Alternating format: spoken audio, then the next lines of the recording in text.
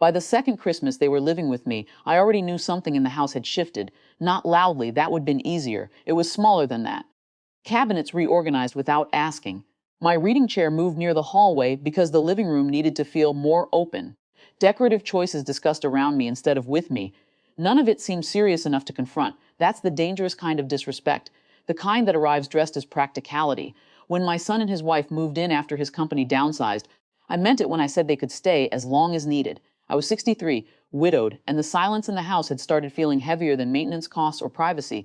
At first, having people around again felt good, coffee brewing before I woke up. Footsteps upstairs, shared dinners. I confused activity with closeness.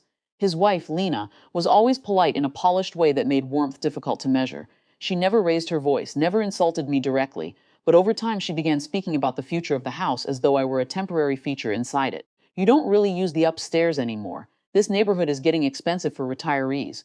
You'd probably enjoy somewhere smaller. Always smiling slightly while saying it, I ignored it because families survive by ignoring things until they can't. Christmas dinner arrived cold and windy that year. My sister brought pie. My nephew knocked over wine before we even sat down. Music played too softly from the kitchen speaker, normal chaos. For a while, it almost felt like old holidays again. Then somewhere between dessert and coffee, Lena set her glass down and said casually, "Actually, we've been thinking, in the new year you should probably transfer the house to us and move somewhere quieter, less maintenance for you." She laughed gently afterward, like she'd offered helpful advice. Nobody else laughed. I remember looking first at my son, not him. He kept staring at his plate, that hurt with frightening precision. The room became painfully still in the way families do when everyone senses a line has been crossed but hopes someone else handles it first. I laughed once, quietly, because I honestly thought she couldn't be serious. Then I realized she was. "You should leave," I said. My son looked up immediately. "Mom, tonight." Lena blinked hard, stunned less by anger than by resistance itself.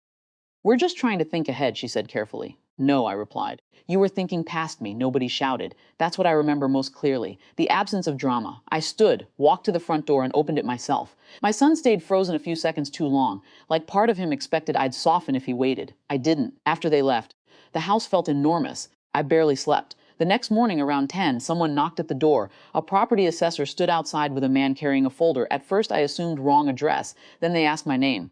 Apparently, preliminary conversations had already begun through a legal office about future ownership restructuring and occupancy planning connected to the property.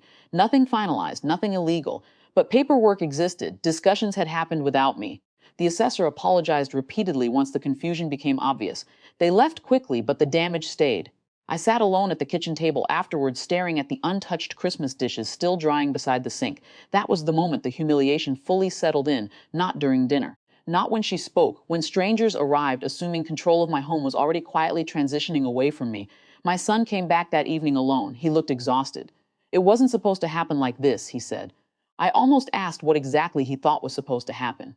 Instead, I asked, "When were you planning to tell me?" He rubbed both hands over his face before answering. "We thought eventually you'd agree. It made sense financially." Financially, such a clean word for something so ugly. Over the following weeks, I changed everything calmly. Updated legal documents, established a trust, added independent oversight, set clear timelines for them to find another place, no threats. No dramatic disinheritance, just structure. Lena stopped speaking to me almost entirely after that. My son still called occasionally, but carefully now, as if every conversation crossed thin ice.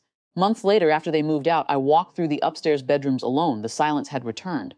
But it no longer felt lonely in the same way, just honest. And maybe that was better. The strange thing about losing illusions is that the house itself doesn't change afterward. The same walls remain, the same windows, the same Christmas decorations boxed carefully in the garage. But once someone mistakes your love for eventual surrender, every room remembers it differently.